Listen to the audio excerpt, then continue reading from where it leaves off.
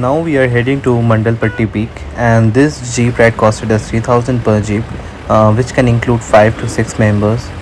So if you are going on a group booking or something, then it will be very beneficial for you.